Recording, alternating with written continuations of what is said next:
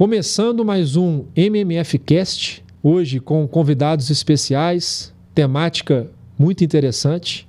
Vou deixar o meu sócio, Adriano Musi, apresentar os convidados, por gentileza. Boa tarde, pessoal, tudo bem? Hoje estamos aqui recebendo o Bernardo Ottoni e Henrique Galvão.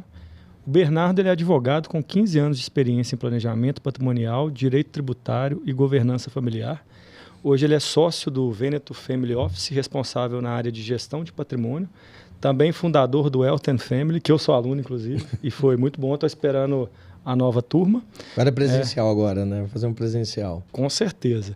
E também o Bernardo, ao longo de sua trajetória, já estruturou e liderou áreas de Legal Advisor em grandes instituições. E eu, inclusive, o conheci no Wealth Planning do Santander, né, que ele já atendeu mais de 200 grupos familiares nas regiões Sudeste, Centro-Oeste e no Brasil inteiro, né? Eu encontrava mais ele no aeroporto do que no escritório dele. Você esqueceu de um detalhe importante. O Bernardo é, além de um amigo, né, um excelente profissional, mas tem um defeito sério, ele é cruzeirense. Entendi. Mas, né, todo mundo tem um defeito. Mas a gente chama... qualidade, na verdade. Eu acho que do currículo melhor é isso, é ser cruzeirense. O Henrique, que não tem esse defeito, né, atleticano. O Henrique é advogado, sócio responsável pela área de Legal Advisor do Veneto Family Office, né, e ele atua na assessoria jurídica e estratégia para os clientes de alta renda. Então, Lucas, quando você se tornar cliente da Veneto, e seguramente você vai entrar no segmento de alta renda, o Henrique e o time vão estar lá prontos para te atender. O Henrique é formado pela UFMG, e tem um LLM em Direito Societário pelo INSPER, né? Tem uma sólida experiência em governança familiar, societária, tributária e no acompanhamento de grupos familiares aí, com centenas de milhões de patrimônio. Já trabalhei em conjunto com o Henrique, é também um profissional fora da curva. Excelente, a mesa está de peso. Obrigado pela... Eu que agradeço o convite aí. Eu convidei o Musi para ir ontem no Mineirão ver o Cruzeiro. Ele não quis, não sei porquê, mas é bom que eu encontrei ele aqui hoje. Melhor aqui, né? Do que com certeza. Brincadeiras à parte, a apresentação do currículo de vocês já conta qual que é a temática. Então, hoje, o podcast vai falar sobre um planejamento patrimonial e sucessório com viés internacional, que é uma prática, né, muito corriqueira e uma recomendação que normalmente aparece quando a gente faz esse trabalho no escritório. E eu quero... a primeira pergunta para vocês é: aonde que entra o trabalho de vocês, da Veneto? O que vocês fazem nesse contexto de planejamento patrimonial e sucessório? Essa é uma excelente pergunta, mas é um bom ponto, não tem essa dúvida, né? Por que uma empresa do mercado financeiro, que em regra vai mexer com essa parte de alocação, tem uma equipe de advogados, uma equipe para poder fazer um atendimento que foge só dessa parte, vamos comprar tal produto, tal ativo. E isso é porque as famílias, principalmente de alta renda e grandes fortunas, não têm só como demanda a parte do patrimônio delas que é financeiro. Elas têm problemas na questão imobiliária, têm problemas nas questões societárias, a parte da empresa. Aliás, se você pegar um private bank, a maioria esmagadora das famílias que estão dentro desse segmento são famílias empresárias e famílias do agronegócio. Então, precisa de uma célula dentro de um Family Office, que é um modelo mais próximo, mais personalizado de atendimento no mercado financeiro, para absorver essa comunicação da parte financeira com os outros setores, né? Outra parte do patrimônio, tanto a imobiliária quanto a societária. O que a gente faz, vou deixar até para o Henrique falar um pouco como que é esse nosso dia a dia com as famílias, como que a gente oferta esse serviço dentro do mercado financeiro. Não, perfeito. Acredito que o Bernardo soube introduzir muito bem e basicamente a nossa ideia é de ser realmente aquele centro responsável pelo que a gente chama de gestão de patrimônio da família, no qual a gente, enquanto um family office, a gente procura também extrapolar apenas a parte de gestão de recursos financeiros para poder também identificar quais são as dores, as necessidades da família na área, seja imobiliária, outros investimentos ilíquidos, aspectos jurídicos e contábeis que são importantes para o patrimônio e para os relacionamentos da família. E a nossa ideia é poder dar um atendimento, um concierge, como a gente gosta de chamar, personalizado e muito próximo a essas famílias para poder auxiliá-los também nessa ponta. Então é ter a certeza que aquela pessoa que cuida do seu recurso, cuida do seu patrimônio patrimônio financeiro, que com certeza é fruto de muito trabalho ao longo de toda a vida, também conhece um pouco do seu outro lado. Conhece seu contexto familiar, conhece o que você gosta de investir, quais são os tipos de empreendimentos que lhe atraem dentro do mercado, seja financeiro de capitais ou no mercado da economia real, e que, portanto, vai trazer sempre um direcionamento, um conselho ou uma ideia muito mais voltada para o seu perfil. Então, é de fato ter produtos e soluções personalizadas à sua necessidade.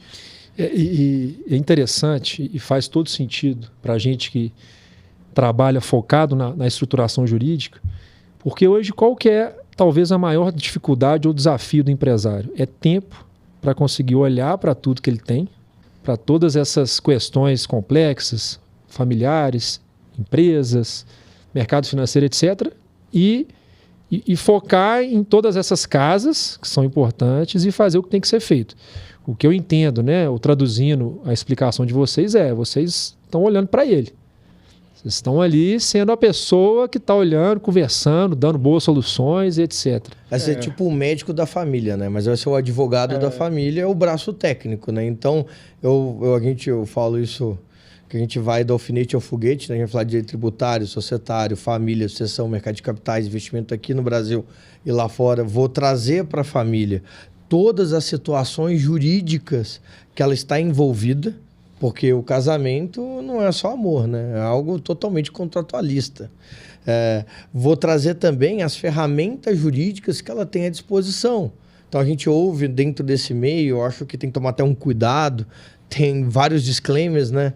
Mas a gente vê muito falar de holding, imobiliária, de participação, até muita gente coloca como familiar, patrimonial, mas a gente tem a imobiliária e a de participação como nome mais técnico, vamos dizer assim, que é uma ferramenta. E ter essa equipe de advogados do Family Office te assessorando a família, permite uma visão imparcial e sem viés. Que a gente sabe, nós somos todos advogados aqui na mesa e sabemos que o advogado tem um viés. Não tem jeito, como tem talvez a pessoa de alocação, uma pessoa que mais gosta de risco, que é uma pessoa mais da renda variável, um gestor de renda variável, ele naturalmente, se você perguntar para ele de renda fixa, ele vai odiar.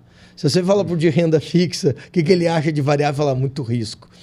A mesma coisa com o advogado. Quando você tem um médico da família que não é especialista, que talvez vai consultar o especialista, ou vai passar a bola para aquele especialista, ele consegue trazer um melhor direcionamento, ele consegue filtrar dúvidas que são muito mais, às vezes, curiosidade do que efetivamente uma construção ou uma necessidade. Então, eu acho que é muito isso. Ele ter a certeza que alguém vai entendê-lo, vai compreendê-lo, que o empresário tem alguém que vai compreendê-lo, a pessoa do agro vai entender que tem alguém que vai compreendê-lo e vai ajudar na hora de acessar um parceiro. É o que hoje, por exemplo, a gente junto com a MMF faz. A gente tem demandas que surgem espontaneamente dentro do nosso acompanhamento do Family Office, da Veneto, e no momento que tem a necessidade, a gente identificou uma necessidade de uma hold, nesse exemplo que eu trouxe, a gente vai contactar o advogado do MMF, que vai ser aquele que vai validar e implementar a solução pensada. Legal. Eu acho que também um ponto muito importante que o Family Office ele atua em conjunto com o escritório de advocacia. O Bernardo deu um exemplo, né, do inbound, né? Mas nós temos um outro exemplo que basicamente nós contratados para fazer um planejamento patrimonial e sucessório, nos deparamos com uma grande parte do planejamento em aplicações do patrimônio e aplicações financeiras. E aí nós não somos especialistas, né? A gente gosta de brincar, de investir, mas eu mesmo sou cliente da Veneto, então nem isso eu só brinco com um pouquinho. Mas nós precisamos ter profissionais do nosso lado para ajudar a família. Então, nós vamos, como advogados, fazer estrutura jurídica, a melhor estrutura, com todas as proteções, né? A própria offshore nós podemos criá-la, mas quem vai pegar o dinheiro da offshore, alocar nos melhores investimentos de acordo com o perfil da família, é quem vai assessorar o investimento. E o Family Office entra muito bem, especialmente para famílias com patrimônios mais relevantes. É aquele fato, né, o Muzi? Quando você tem um carro esportivo, 5 marchas não adianta. Você vai ter que ter 6, 7. Quando você tem uma família que é de alta renda, grandes fortunas, tem um patrimônio complexo, uma situação familiar complexa, você precisa de mais braços, mais visões, mais instrumentos para aquilo. E poder ter, dentro de ter o seu recurso em um family office que tem essa área jurídica, que conecta com o contador, até sobre o nosso tema, né? A gente está no meio da declaração de imposto de renda. O quanto que a gente foi acessado por contadores e advogados. Porque a gente querendo ter uma visão privilegiada. Não só de ter o músico como amigo, cliente e advogado, mas de poder estar com o pessoal vamos supor, do MMF, do Machado Meia, do Azevedo 7, do Pinheiro Neto, onde a gente tem ali, ver o que todo mundo está fazendo, onde tem uma solução e poder comparar e ter essa cara, olha, a gente tem esse caminho, tem essa, você tem uma troca profissional que o único beneficiado é a própria família na assertividade do planejamento construído. E isso não tem preço. Essa capacidade, por isso que eu acho que o Muzi vai mencionar melhor, porque a gente já tem um relacionamento aí profissional, de amizade, de anos.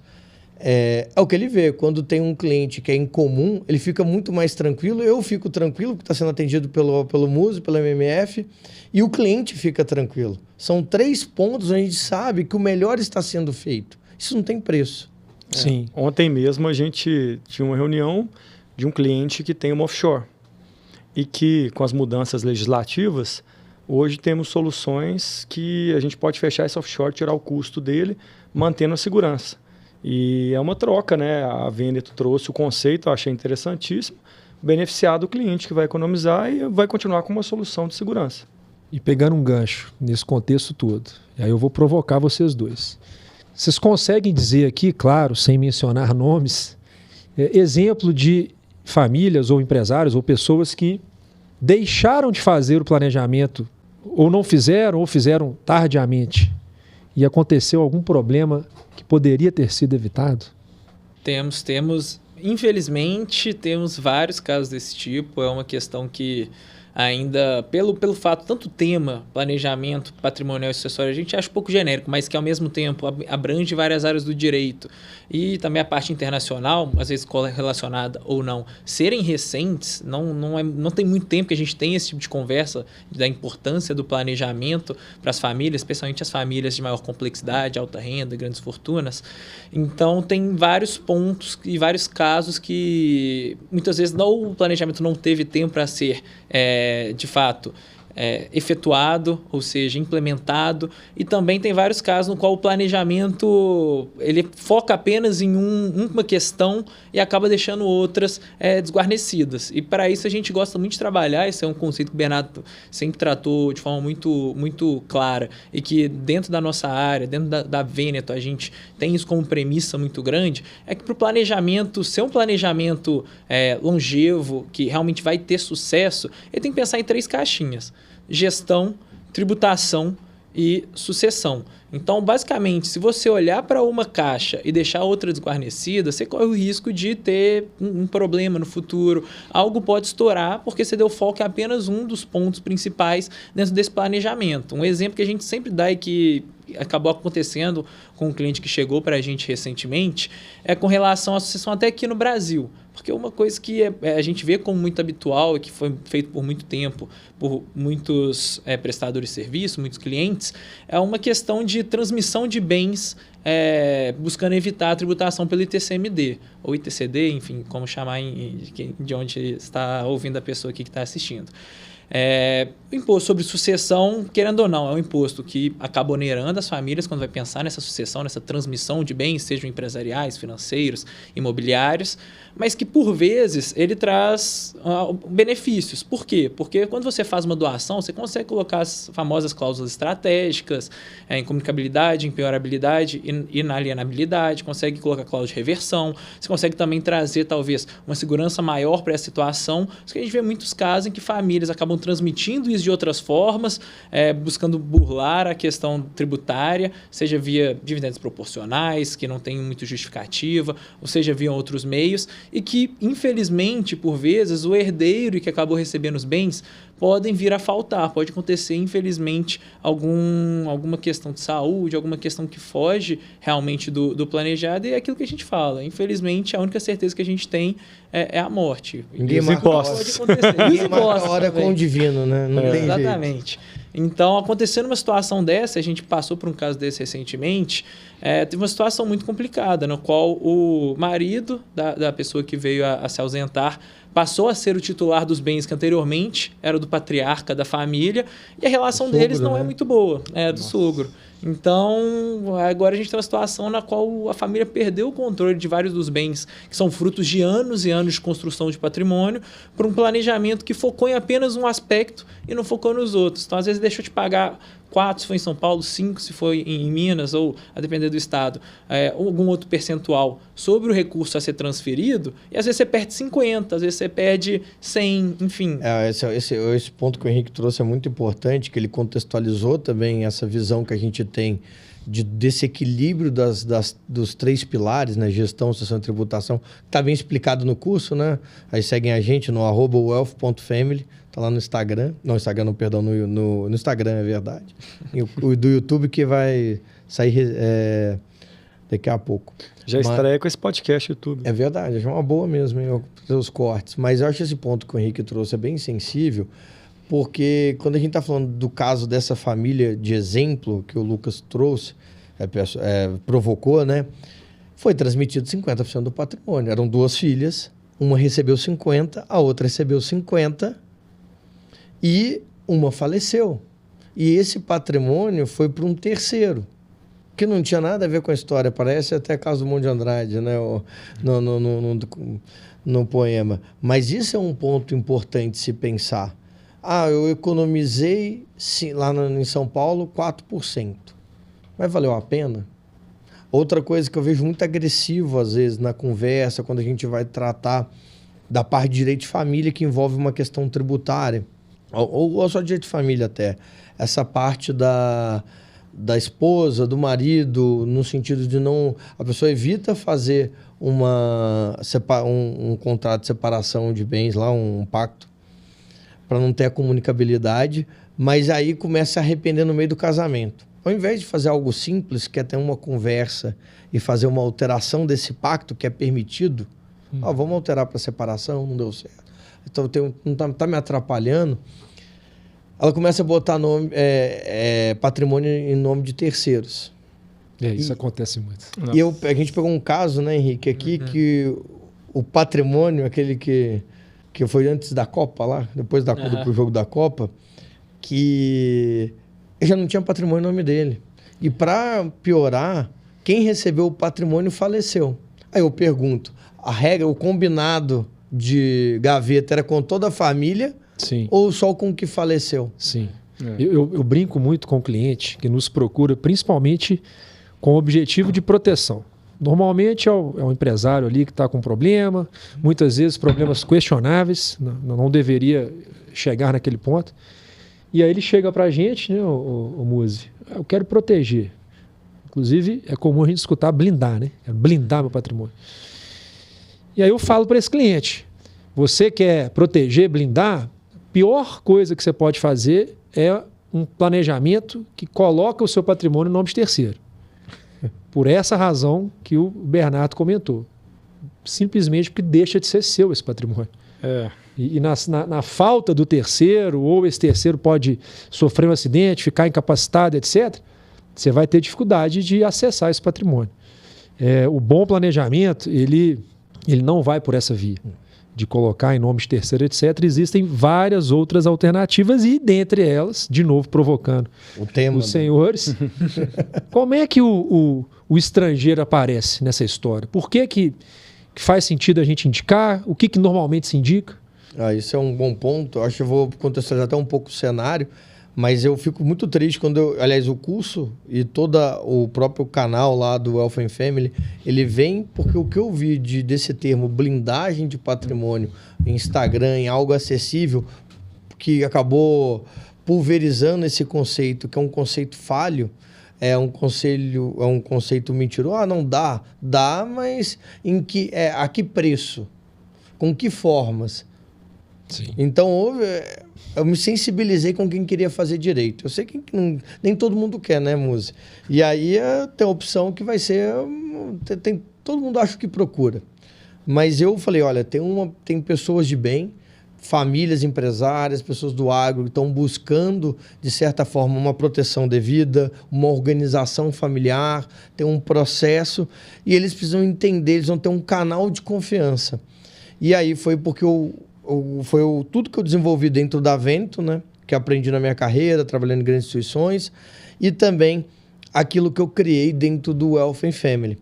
E essa parte internacional, entrando um pouco mais na sua pergunta, Lucas, ela vai muito dentro de uma necessidade de a gente entender que o mundo, o espaço, a galáxia, não se resume a Brasil e a CDI.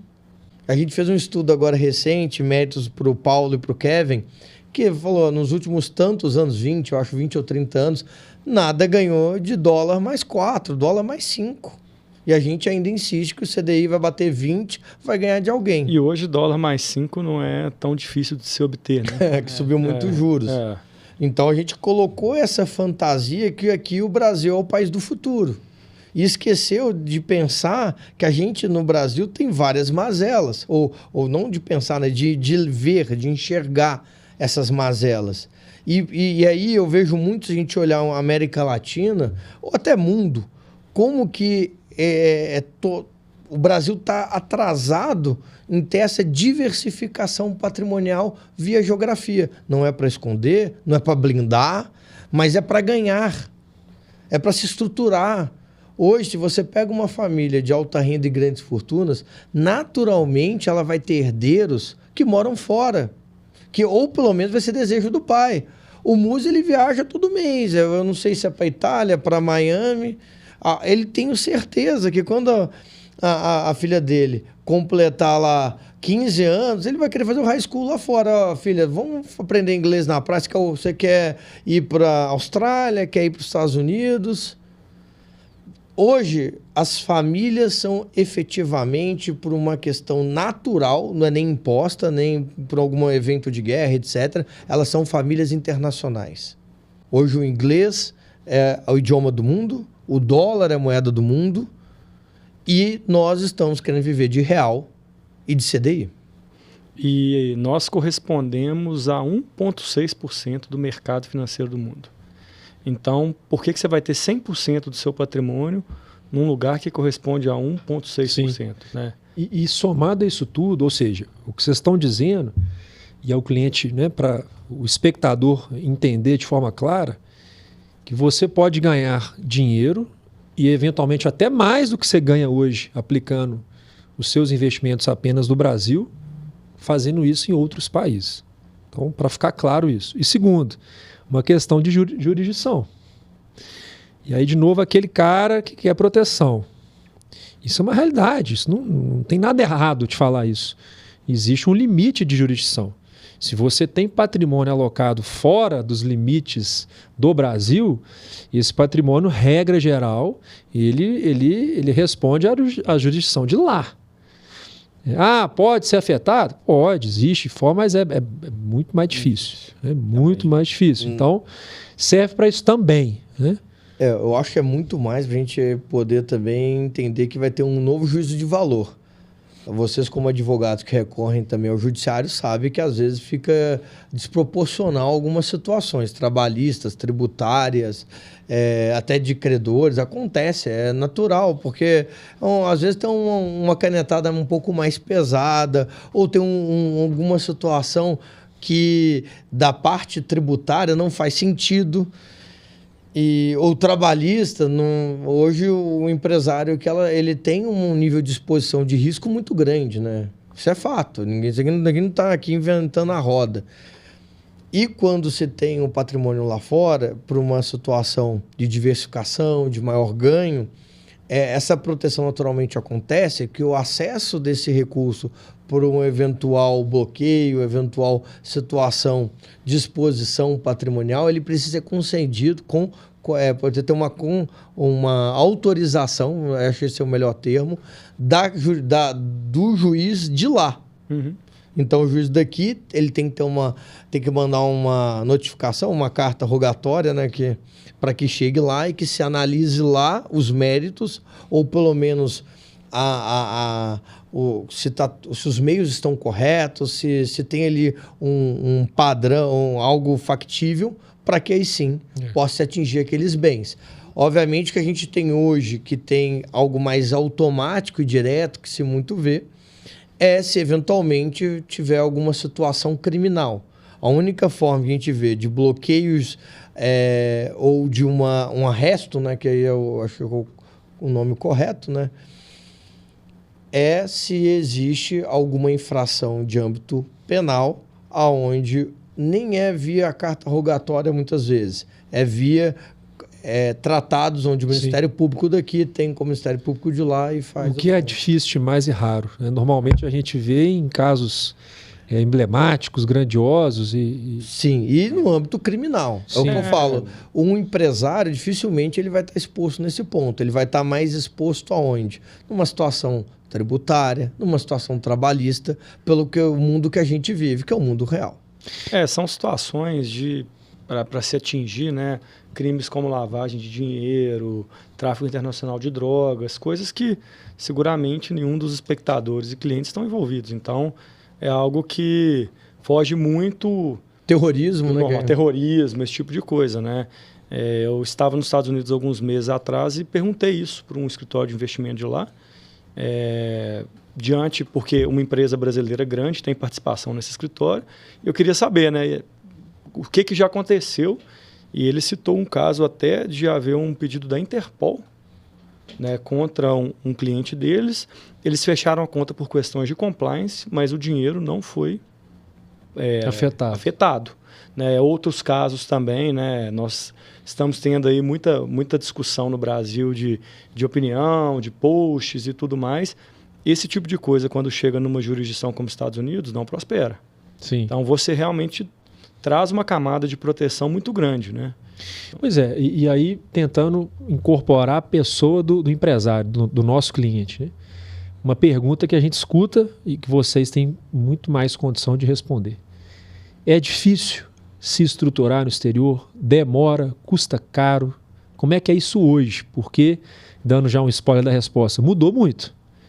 De uns 5 anos para cá, talvez. Mas conta como é que isso funciona na prática. E só emendando a pergunta, falem também da nova lei que afetou bastante a situação dos investimentos. Perfeito. Eu acho que é uma pergunta super válida até para quem está assistindo poder entender qual a complexidade de determinadas estruturas, quais são as possibilidades, como funciona na prática. A gente fala muito na teoria as vantagens, prós, contras, mas também entender a prática, como funciona, eu acho que é super importante. Basicamente, atualmente a gente tem 2 vias principais de se investir no exterior. Pensando em uma conta no exterior de fato, e não aquelas outras soluções que atualmente a gente tem também, de você ter uma conta aqui no Brasil e ter acesso via alguns outros produtos financeiros também a ativos dolarizados. Mas pensando em ter recurso no exterior, a gente tem basicamente 2 formas. A primeira, via pessoa física, na qual a pessoa física residente fiscal no Brasil abre uma conta em outra jurisdição, a mais usual os Estados Unidos, pelo acesso a produtos, acesso a plataformas de investimento, mas também existem várias outras opções, ou então via uma agora chamada entidade controlada no exterior, que aí a gente pode falar várias estruturas jurídicas, pode ser uma companhia, que aí seria a famosa offshore, pode ser um fundo, pode ser outras estruturas jurídicas que são mais específicas de determinadas jurisdições, mas que no fim do dia é tratada aqui no Brasil, até para fins fiscais, como uma entidade controlada no exterior, que basicamente tem como requisitos ter um domínio ali, entre aspas, mais particular, ser uma controlada de fato e também ter um maior percentual da sua renda como uma renda passiva. Então, que vem realmente, não é de atividades econômicas de economia real. Então, são provindos de aplicações financeiras, rendas de aluguel, a depender de alguns requisitos que a lei traz. Enfim, são realmente aquela renda que a gente vê que é passiva para dentro dessas estruturas.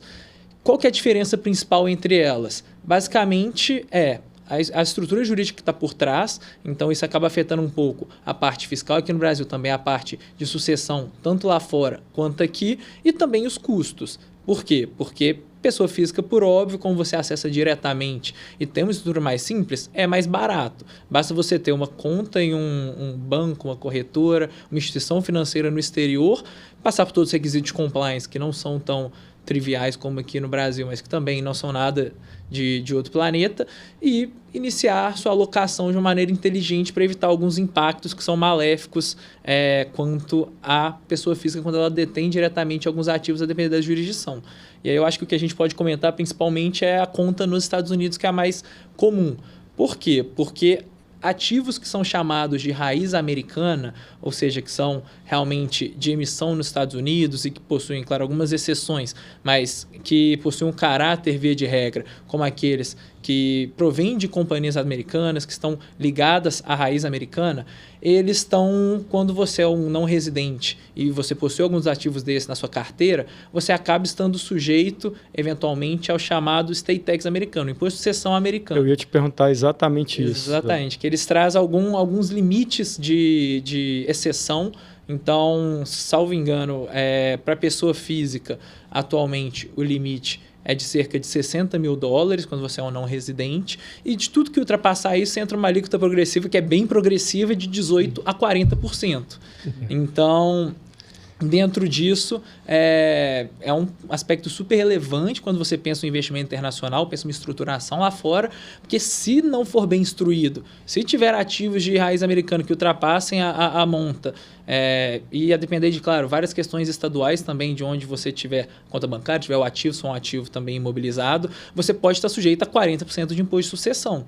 E isso é um ponto super relevante para o planejamento. E tem alternativa para driblar essa realidade? Existem alternativas e as principais delas são uma alocação com ativos que muitas vezes replicam os ativos americanos, mas que estão sediados ou emitidos em outras jurisdições. Dentro disso, a gente ressalta vários fundos que são sediados tanto em Luxemburgo quanto na Irlanda, e também vários ETFs, que também são bons por ter um custo muito reduzido, que também são sediados nessas jurisdições que, via de regra, costumam abrigar esse tipo de veículo financeiro. Ele é emitido nessas jurisdições, mas tem a custódia dos Estados Unidos, né? Você compra na sua conta americana, no banco americano, corretor americano, onde foge um pouco dessa parte do State Tax, que também eu acho que foi muito demonizado, sinceramente. A gente estava conversando até ontem, né? Que acho que faltou um pouco de entender quais ativos de fato têm essa peculiaridade de estarem sujeitos ao State Tax americano, ao imposto de sucessão. Porque hoje a gente não se falava, por exemplo, que o tesouro deles, o Treasury, não tinha. E hoje a gente tem uma situação de que é 5%. Lembra que dólar mais 5 foi imbatível. Isso. E teoricamente é o título mais seguro, com mais liquidez do mundo. É o título do Tesouro americano. Onde a maioria dos países mantém as suas reservas, né, cambiais. Exatamente. Agora está tudo por ouro, né? Mas até então, né? Até o dólar agora está complicado. Mas é um ponto importante, então. Tem muito, né? A gente vê na internet. Muito se fala que se você tem acima de $60 mil nos Estados Unidos, você está sujeito ao imposto de 40%. Em linhas gerais, ok, mas tem várias exceções. Então, você pode, primeiro que é progressiva, né? Ela começa em 18, vai até 60. Segundo que, se você... Vai até 40, desculpa. 60 é o valor. Terrorismo tributário. Segundo que é possível, sim, você montar uma carteira equilibrada do ponto de vista de investimento. A gente discutia ontem uma carteira de $200 mil, aí pouco mais de R$1 milhão, que você vai conseguir, com esses ativos, ficar isento do State Tax. Então, é possível hoje, a partir da pessoa física, você fazer esse investimento. Mas aí eu pergunto para vocês, e as offshores, elas morreram com essa nova lei? Eu acho desse ponto que você trouxe, Musso, tem dois assuntos legais. O primeiro é entender que lá fora, às vezes, é mais caro o custo do investimento, naquela frase que não tem almoço grátis, vem de lá. Então, você se entender muito bem o quanto que é o pênalti de entrada, o fee de entrada, o fee de saída, que é o spread que eles cobram, é mais importante, às vezes, do que só se preocupar com essa parte tributária. Acesso lá fora tem. A gente tem que entender que lá é um mercado aberto. Há uma situação de muito mais possibilidades do que a gente pensar na situação Brasil. E dentro da questão de offshore, eu acho que o que foi bem colocado com o Henrique, depois a gente até passo a bola para ele entrar um pouco como está sendo esses desafios da offshore no novo modelo, é que ela sempre existiu. Eu acho a offshore mais antiga que eu lembro ter visto na minha carreira, acho que foi de 30 anos. Então a gente coloca lá a década de 90. Eu tava com um cliente esses dias que ele falou que a primeira offshore dele foi em 1983. Foi nas Bermudas. Ele teve que ir presencialmente para abrir a conta. E ele conta, eu não conhecia isso, diz na Bermudas o traje executivo, pelo calor, ser uma ilha realmente ali no Caribe, o traje executivo ele usa um blazer, a camisa social, mas eles usam de fato bermudas sociais, não é uma calça. E aí ele tem uma foto dele com o gerente do banco em 1983 abrindo a conta lá. Achei interessante esse também. Esse era o vestuário, o dress code que o músico queria implementar na MMF, que graças a Deus parou aí e impediu que acontecesse. Eu também já vi uma offshore na época que as ações eram ao portador. Então, basicamente, aquela pastinha ali tinha todo o patrimônio. Você sabe como que era a sucessão ao portador? Era com endosso, igual o cheque. E aí não, porque você tinha um endosso, mas você tinha que ir até o banco. Aliás, tem um caso curioso, a gente agora foi até criminal, esse aí a gente não pôde atender. Mas teve um cliente que nos procurou e falou que tinha uma conta numerada na Suíça. Eu duvidei, porque se eu conversasse hoje com todos os meus... Hoje em dia, não, mês passado. E eu falei, isso não existe mais, mudou, tem FATCA, essa Suíça foi até extremamente penalizada. E realmente existiu uma conta numerada. Eu caí para trás. Sabe quando você vê um negócio, você levanta, chama a polícia, chama um ponto, porque realmente não existe. Mas existe, entendeu? Como que é complicado isso, mas evoluiu muito. O que eu coloquei lá no início, que de fato sempre existiu o que nós chamamos de companhia offshore, sempre existiu. O que passou é um processo darwiniano delas. Tudo na vida, tudo é darwiniano. É evolução, a gente tem que entender um pouco isso. Antes se aceitava tudo. A gente vê a TV na década de 90 como era, né? E agora como que tá? Pô, você fala assim, isso passava que horas? Meia-noite, não, era às 10 da manhã de uma quarta-feira. Então, a mesma coisa dentro dessa parte do offshore, do mercado como um todo. Hoje, foi necessário toda essa questão de FATCA, de compliance, porque também a gente vivia num mundo onde se amarrava o cachorro com linguiça. Agora não. Agora tem terrorismo, a gente tem questões de hack, a parte de cibersegurança.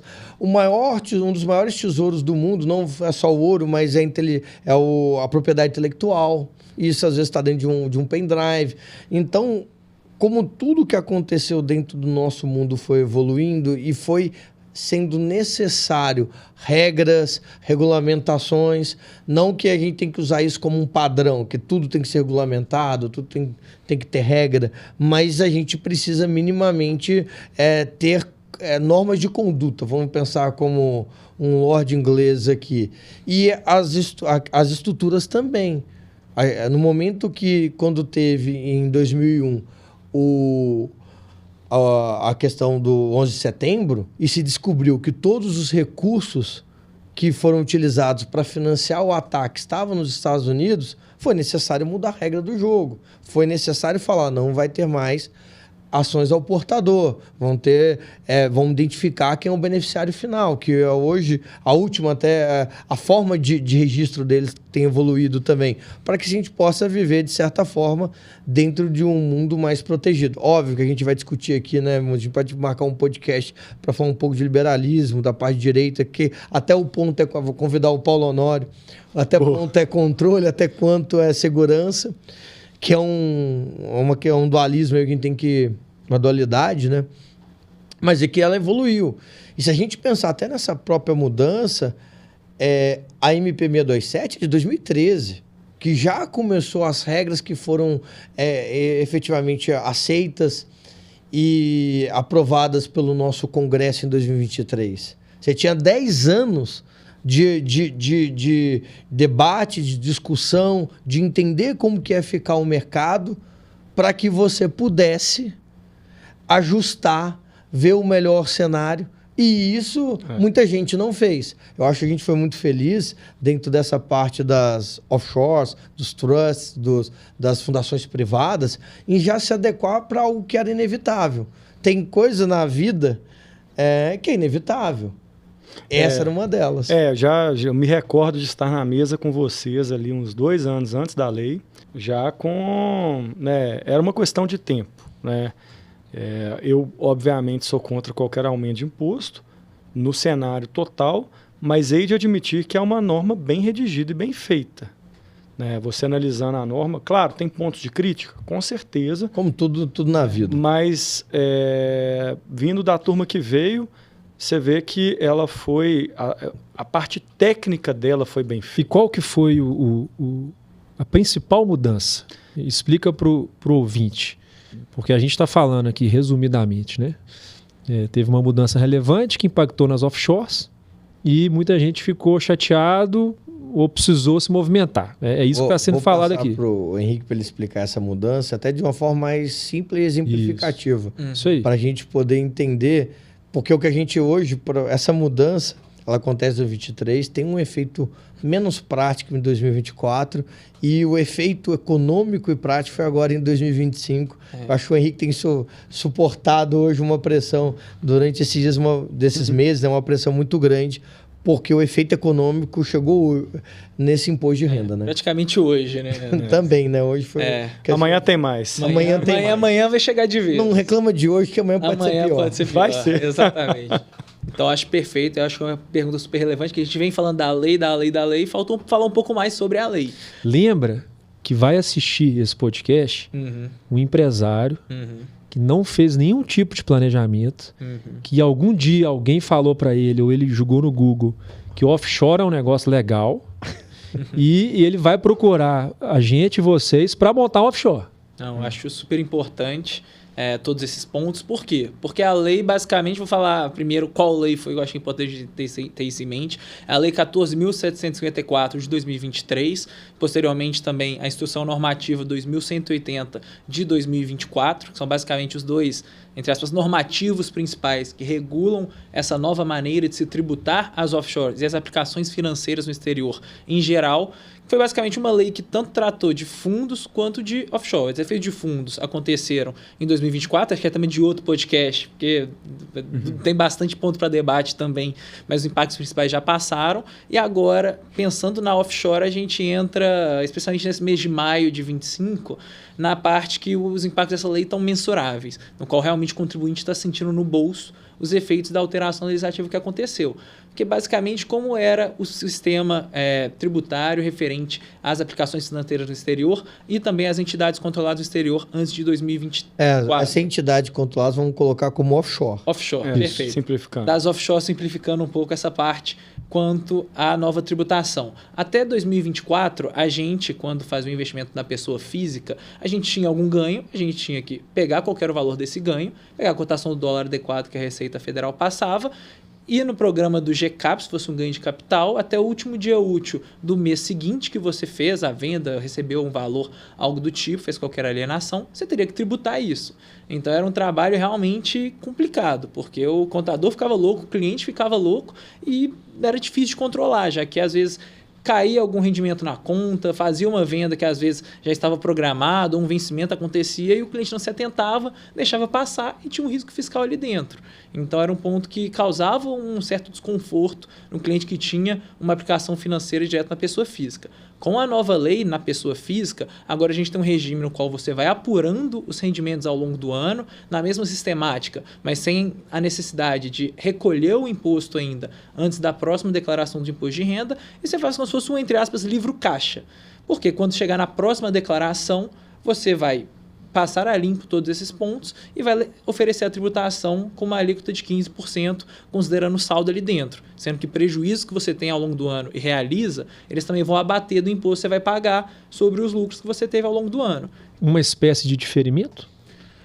Uma espécie de diferimento intra-ano, dentro do próprio ano. Até aí tá legal, então. Tô feliz. Na pessoa física, a gente teve uma melhora no cenário. Boa. Ficou mais Simplificação, claro, né? E simplificou e diferiu. Porque muita gente chegava na época do imposto de renda, não tinha feito nada, né? E aí lançava tudo, mas tinha um risco da Receita vir e falar, você tinha que ter tributado mês a mês, e agora você tributou de uma vez, etc. vou te aplicar alguma penalidade. É um diferimento do pagamento, mas não do efeito do fato gerador do tributo, Perfeito. né? Que antes você tinha o fato gerador corria, você tinha que pagar até o último dia útil do mês subsequente. Agora o fato gerador acontece, mas você paga em maio do ano subsequente e no ano do ano seguinte. Então, facilitou muito porque ninguém tinha organização e todo mundo odeia pagar GCAP ou Carnê-Leão. Exatamente. E para a empresa? E para a empresa, para offshore, agora a gente tem um regime que basicamente você tem uma opção fiscal. Então, quando você constitui sua offshore, até a próxima declaração, você vai poder fazer uma opção entre dois sistemas de tributação. Popularmente ficaram conhecidos um como opaca e a outra como transparente. Como funciona a opaca? A opaca é uma offshore que existe para fins fiscais. Então, tudo que você tem lá dentro, você vai declarar seu imposto de renda como uma única linha, que é a linha da empresa, e você vai ser tributado de acordo com o lucro em dólar que essa companhia, que essa empresa teve no último ano calendário. Então, vou dar um exemplo prático de 24. Acabou o ano de 24, você teve um lucro, vamos supor, de $100 mil. O dólar ano passado, a gente vai entrar nesse tema ainda, fechou o PETAX de venda, que é utilizado pela Receita Federal para esse fim de apuração. Fechou 6,1923. Então, você vai ter que multiplicar o lucro de $100 mil por esse 6,1923 e oferecer a tributação na declaração. Você vê que ele sabe as 4 linhas depois dos 6, né? Não, tanto que ele já falou esse número. É o número que a gente vê, é o número mágico, é o PETAX de venda, de compra de todos os últimos anos. Mas, enfim, então a gente oferece esse valor à tributação dentro da própria declaração. Tem um campo novo que você insere lá dentro qual que foi o lucro e o próprio programa já vai calcular um imposto de 15% sobre isso que você vai pagar. Então ficou um cenário que é muito mais claro, a regra do jogo ficou mais simples em certo ponto, porque está dado dentro das instruções normativas e também da legislação como você deve proceder, porém você está sujeito agora a uma tributação anual, você não difere mais os ganhos que você tem até o momento que você realmente decide disponibilizar para a pessoa física. Ou seja, antes você só pagava o imposto de renda no Brasil das offshores quando você fazia distribuição. Tirava da PJ, seja na física fora. Aí existem... tirava do offshore? Tinha muita gente que tirava do offshore, colocava numa conta da física nos Estados Unidos, né? E isso é fato gerador, a pessoa tinha que pagar, muita gente fazia isso e não pagava, né? Muita gente cometia esse deslize achando que pelo fato de ser nos Estados Unidos. O fato é, quando o recurso saía da pessoa jurídica para a pessoa física, quando havia o efeito caixa, se tributava. Porque o imposto de renda da pessoa física, ele segue uma lógica de caixa, né? Você não declara lá que você não tributa um valor que você tem a receber. Você pode até declarar, mas você vai tributar no momento que você receber aquele valor, né? E agora, com a mudança da lei, já é uma sistemática o Henrique explicou muito bem, de fechamentos anuais, né? Fala um pouco agora da transparente. Ótimo. Acho que talvez só para fechar o pacto tem 2 pontos que são importantes, ainda que são, entre aspas, benesses que a lei acabou trazendo para os contribuintes também, que são pontos que são positivos na estrutura opaca. O primeiro deles é que aquele imposto que você vai pagar agora é referente a um lucro em dólar que você oferiu no ano passado. E esse lucro em dólar, ele começa a ser tratado como um crédito de dividendos, que vai ser inserido na sua declaração de imposto de renda e que você vai poder distribuir para a sua pessoa física a qualquer momento depois dessa tributação, sem ser tributado novamente, independentemente da variação cambial. Então, digamos que você tributou agora a 6,19, chegando para ano que vem, a gente tem um problema sistemático aqui no Brasil, o dólar dispara para R$7, você pode simplesmente distribuir para a sua pessoa física todo esse lucro que você já tributou e não vai ser tributado novamente, mesmo que você tenha um ganho cambial. Então, isso é uma vantagem que a gente vê no longo prazo, você vai montando uma caixinha em dólares para ir acessando ao longo do tempo que você for unindo os lucros da sua offshore. E o outro ponto é que eventuais prejuízos também em anos calendários vão poder ser compensados para fins da tributação dos anos seguintes. Então, digamos que esse ano a carteira vai um desastre. Não seria na Vêneto, mas digamos que essa carteira... Para quem não está na Vêneto, isso é uma realidade. Brincadeira. É uma realidade. Tá brincando. Mas digamos que a carteira vai um desastre e acaba tendo um prejuízo de $100 mil. Você vai poder acumular isso dentro da sua declaração de imposto de renda e você só vai ser tributado novamente quando você ultrapassar esse limite, essa marca d'água que você fez com o prejuízo ali dentro da offshore. Então, são pontos... Excelente. E eu entendo, escutando isso, né? tiveram mudanças positivas, inclusive, mas sob a ótica da proteção... Zero. Eu acho assim, eu acho interessante. Mesma coisa. Tem um ponto muito bom, que é até uma frase muito boa de um juiz da Suprema Corte Americana, que ele falava que o melhor detergente que existe é a luz do sol.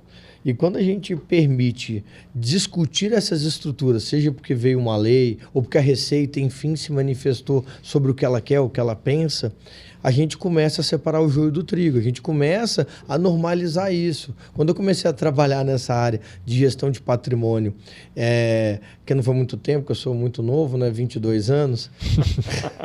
De profissão. Eu ia conversar... 15 anos ali era 22, ele pediu para corrigir. Quando eu ia conversar com a família sobre essa parte de investimento internacional, eu ia na fronteira da cidade. A gente conversava de todo o planejamento onshore da parte Brasil no restaurante mais elegante da cidade. Aí a sobremesa era lá na fronteira da cidade onde ninguém via. Agora, vamos falar o seguinte, para investir lá fora, como que é a estrutura? Porque a pessoa não gostava, ela pegou ranço, se demonizou também, por um lado, essa parte de estruturas, da parte de offshore, e que nada mais é que uma empresa no exterior, é uma holding financeira. Uhum.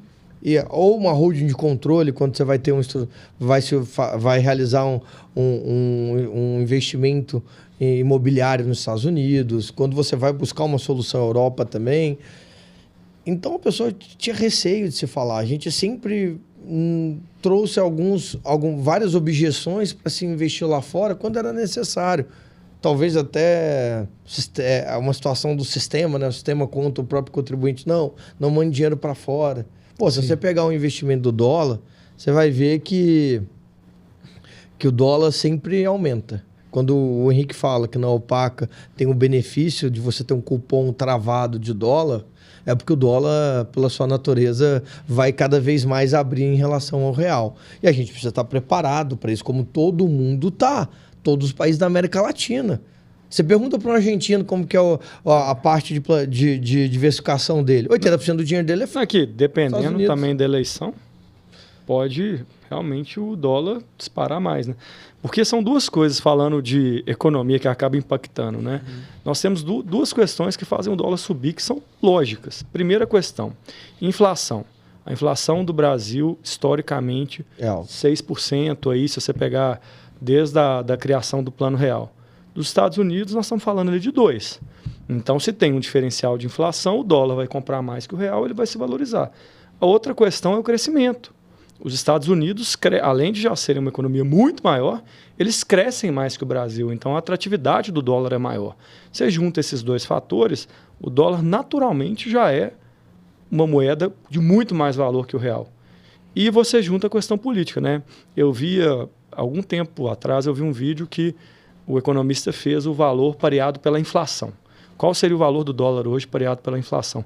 Salvo engano, algo na casa de 4,95, 4,85, ali relativamente mais baixo do que estamos hoje. Então, esse diferencial é o quê? É o risco que o investidor estrangeiro coloca no Brasil.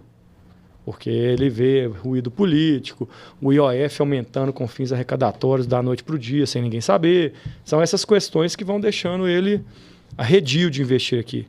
Então, essa é uma certeza que nós temos. O dólar vai continuar valorizando. E a questão dos juros é engraçado, porque eu não entendo que os juros é o preço do dinheiro. Sim. Se o preço está alto, é que está valendo pouco, ele está se pagando para você comprar aquela moeda. Então, tem que ter um pouco essa visão econômica. Quando a gente fala de ter uma área jurídica dentro do mercado financeiro, é porque é uma complementariedade, há de se discutir isso. A proteção que você trouxe, que você comentou, ela começa a fazer mais sentido quando eu olho na questão do ganho financeiro. Não só de uma proteção pelo risco Brasil. Quando a pessoa fala que ela agora está pensando no risco Brasil, eu falei, olha, você está atrasada faz tempo, hein? 500 anos. Não, 500 anos. Essa é boa. 500 anos, você está atrasada 500 anos. Porque você precisa ter. A gente antes, num planejamento, a gente olhava um pouco o macro, né? A gente pensava em 20%, 30% do patrimônio financeiro lá fora. Hoje a gente chegou para famílias grandes, famílias maiores, não é para todo mundo, obviamente, mas famílias maiores, entre 40% e 50%. E esse dado é muito interessante, porque, recordando também, né, a história nossa, a advocacia, escritório, há bons anos atrás existia ali um pensamento para empresários e famílias não exageradamente abastadas, né? 20%, 25%, manda ali para o exterior. Hoje é 30%, 40%, não tenhamos dúvida. Não, mas eu vou falar a minha pessoa física, entendeu? Eu prefiro hoje fazer tudo lá fora da parte financeira. Óbvio, tem um do dia a dia, a questão de segurança, liquidez, etc. Mas se for pensar em investir aos juros altos que está lá fora, mas aqui é bom, mas é bom para quem? Sim. Bom até quando? Então, você buscar ver hoje, no cenário que está, um acesso ao mercado internacional para qualquer pessoa, porque se popularizou. Tem hoje mecanismos, a gente está falando aqui sendo alta renda, grandes fortunas, enfim. Mas eu acho que para qualquer pessoa, com as empresas que nós temos hoje de investimento, as corretoras, né? Tem a Avenue, tem a Nomad, você já consegue fazer. XP, BTG. BTG. Todos já têm conta internacional. O próprio Banco Inter tem uma opção. O Banco Inter está ótimo. Super simples, até que dá para você. Eu estava vendo outro dia no aplicativo. Você manda o dinheiro. E aí, por exemplo, né, você está se preparando para uma viagem. Você vai fazer um preço médio do dólar, vai comprando.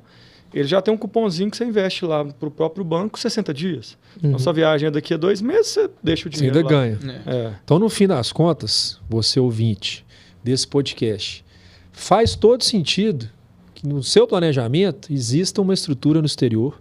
Por razões financeiras e econômicas, você vai ganhar mais dinheiro. Mas o país de renda fixa, não. Você ainda vai ganhar mais dinheiro lá e você vai ter também, além do ganho econômico, maior proteção. Isso precisa ser feito, não é ultra complexo. Você tendo profissionais capacitados, e aqui na mesa a gente tem 2 deles, dá para fazer de forma rápida e segura. E então pense e se movimente nesse sentido. Você falou de olhar para fora do mercado norte-americano, Estados Unidos. Consegue mencionar aí, a gente olha mais para Portugal, para... Aonde na Europa? Europa? A Europa vai depender. Eu achei interessante isso, porque querendo ou não, todo o dinheiro do mundo converge para os Estados Unidos, porque ele é algo deficitário. Então ele demanda. Então ele tem um ativo e passivo pujante, eu vou dizer assim, que é diferente da Europa, pós-Segunda Guerra Mundial. Só que a gente está vendo o movimento da Europa. Primeiro, aí na Europa você tem uma situação imobiliária interessante. Acho que a mais em destaque, óbvio, foi Portugal, com a questão do Golden Visa, do RNH, onde o preço de imóvel lá disparou e quem entrou, por exemplo, em 2015, 2016, acabou ganhando muito dinheiro. Você tem situações agora de um mercado europeu que está tentando se reformular para ser economicamente forte. Então, a gente viu aí a Alemanha liberando para se endividar. Então, está num cenário até um pouco inflacionário lá, mas muito porque o gigante está tentando acordar. A gente pensar na Europa como isso. Mas eu acho que os investimentos lá ainda vai ter muito alternativo. Você vai usar, talvez, a Europa para uma situação de ter estrutura lá, porque também ele é um mercado que ele é um mercado de estruturas, de acesso. A Suíça é isso. A Suíça não... O franco suíço é super estável, tem uma proteção, tem um nome, mas ainda não é o dólar, né? Que tem esse contexto global. Mas você vê a Suíça aí sempre como um país onde você vai ter as instituições financeiras, Luxemburgo, o capital pode passar por lá, vai ter a questão de Liechtenstein, que é uma rosinha com um monte de banco. Aqui tem vários, eu acho assim, a Europa começa a ser uma alternativa financeira mais forte com uma situação de investimento, mas sempre foi de real estate, de imobiliário, sempre foi uma questão de mercado também. Eu já atendi algumas famílias aqui que tinham shopping centers lá na Espanha, por exemplo.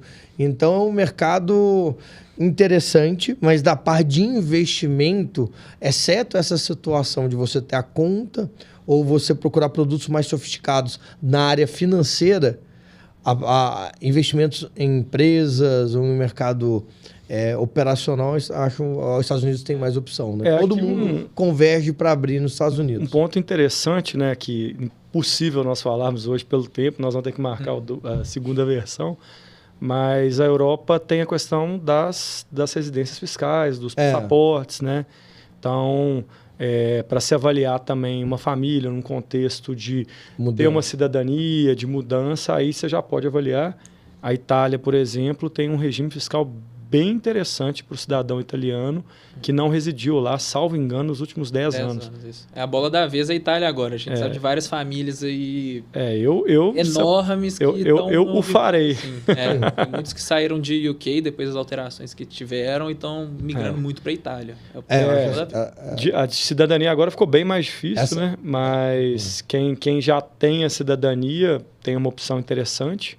Então, você tem essa questão também, que é uma outra faceta do planejamento, né? Tudo que a gente está falando aqui, o Brasil te tributa porque você é residente fiscal aqui. Se você deixa de ser residente fiscal, ainda que seja cidadão, são coisas completamente diferentes, você deixa de pagar tributo. Você só vai pagar tributo sobre o que você receber da fonte Brasil.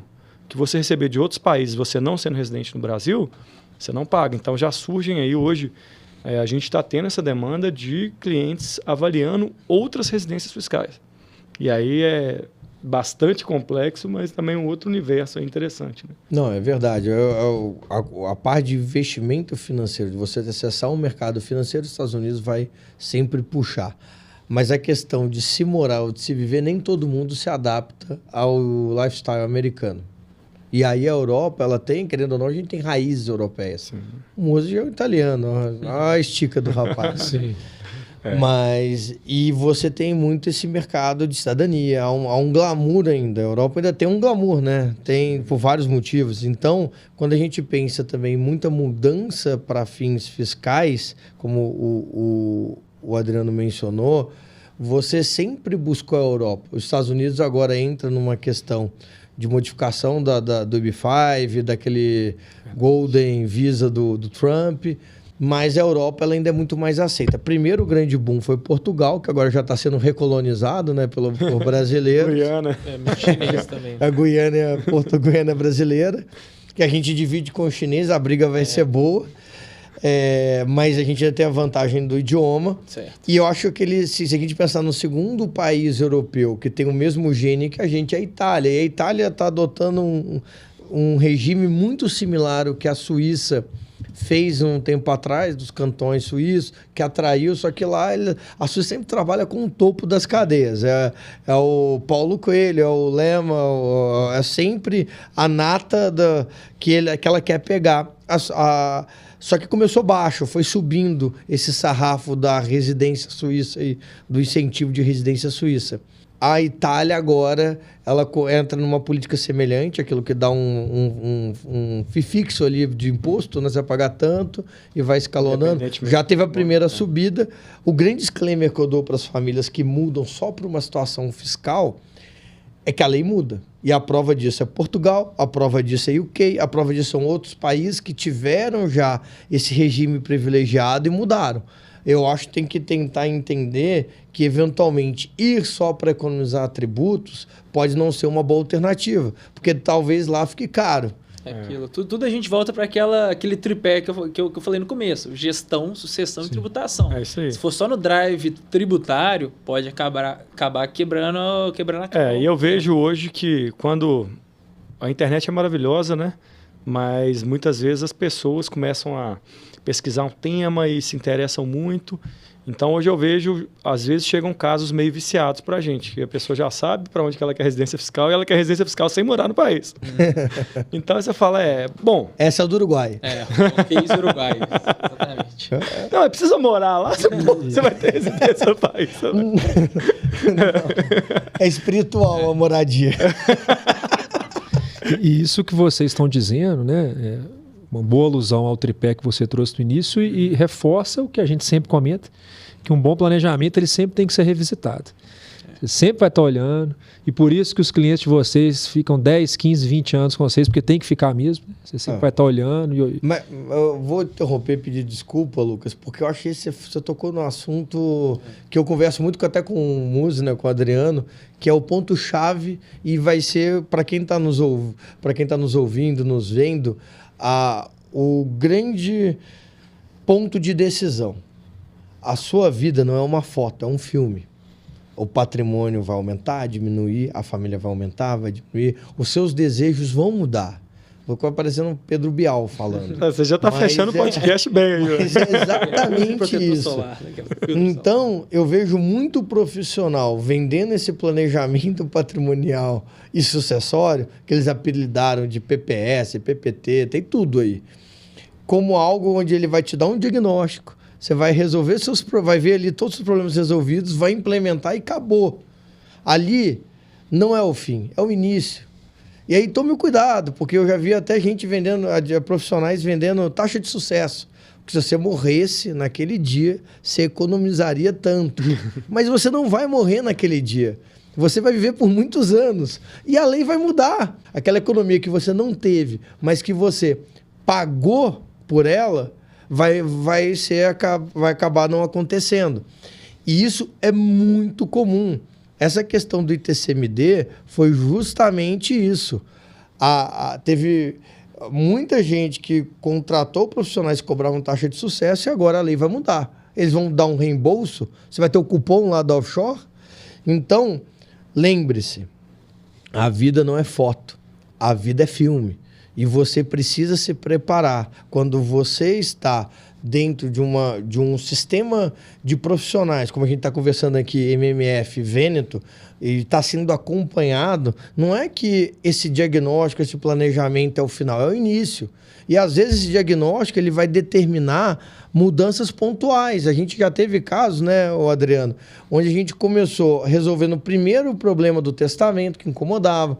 Depois nós fomos para holding, depois da parte internacional. Então, existe um processo e uma demanda que vai sendo ajustada. Quando alguém te oferece um diagnóstico e fala que esse diagnóstico, se implementado, vai resolver a sua vida, sinceramente, eu duvido muito. Eu acho que é mais uma armadilha do que uma solução. Então, tomem cuidado. A vida é um filme, não uma foto. Excelente.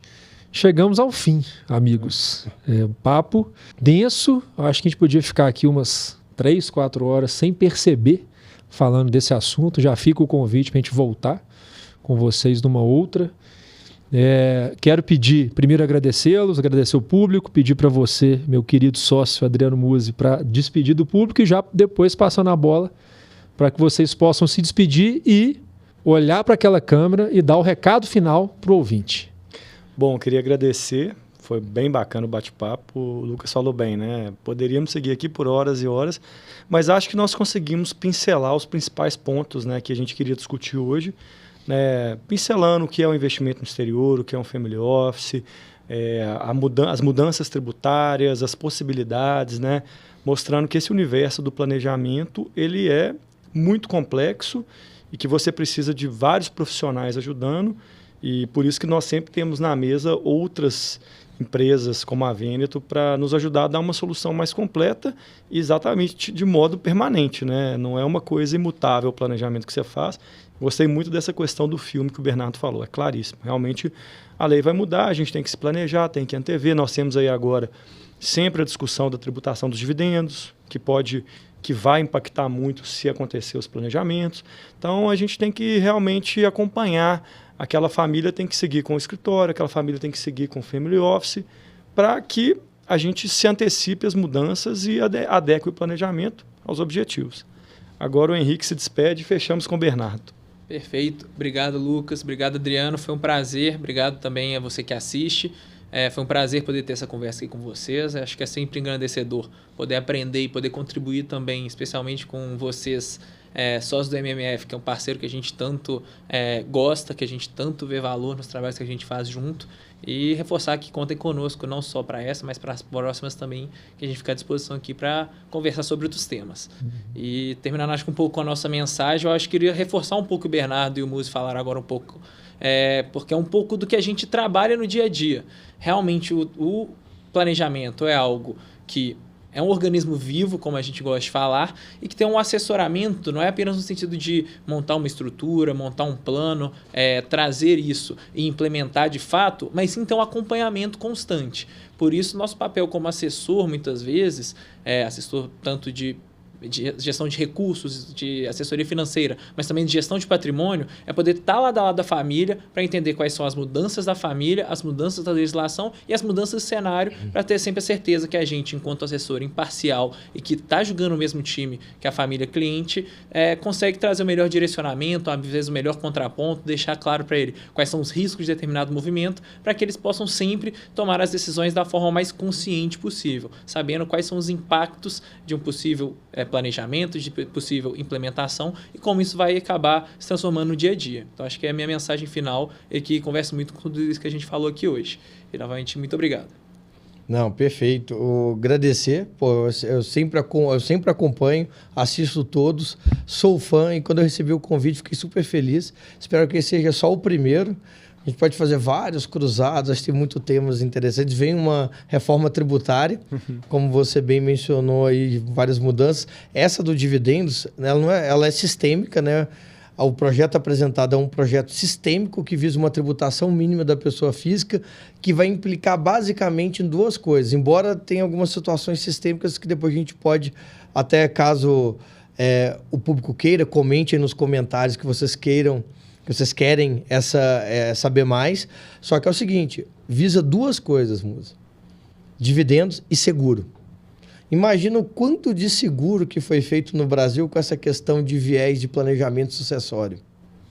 Para o agro, eu já vi a apólice de 50 milhões. Quanto? O agro inteiro. Se você for para Mato Grosso, para o Centro-Oeste inteiro, ou pegar a Matopiba ali, que é a região também do agro brasileiro, quanto que seguro fez? E seguro vai ser atingido por essa tributação mínima. Pensem no passivo que cada família aqui confiou também em ter um planejamento exclusivo em seguro e não olhando essa pizza com offshore, com a questão da hold, com a questão de outros instrumentos que a gente trabalha, vai ser afetada. Achou que era fácil. Lembra? Todo mundo pensa de forma darwiniana. Inclusive a Receita Federal. Foi o Congresso. Então tem que pensar. E eu acho que a grande mensagem final é um pouco essa autoconsciência de cada família. Que fica, às vezes, falando, não, eu vou deixar para amanhã, vou fazer daqui a pouco. Ah, não, isso aqui é simples, isso é fácil. E aí, quando ele entende, ou quando ele está aqui acompanhando um podcast como este, ele percebe que está custando caro deixar para depois. Vem um susto do IOF que nós passamos, vem um aumento do ITCMD, vem uma situação onde você não vai conseguir estruturar da melhor forma ou da forma que você deseja uma situação familiar, porque a pessoa que assinava está ausente. O quanto que esse deixar para depois é custoso. Então, você que está nos assistindo, que acompanhou até o final, eu acho que a gente precisa refletir. Quando a gente aqui vai tomar como premissa que a vida não é uma foto, é um filme, muito mais importante ter a compreensão dessa frase, que ela vai continuar, é que ela já começou.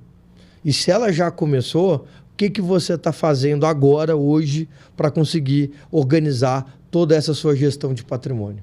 Então, pensem nisso e aí contem com a gente.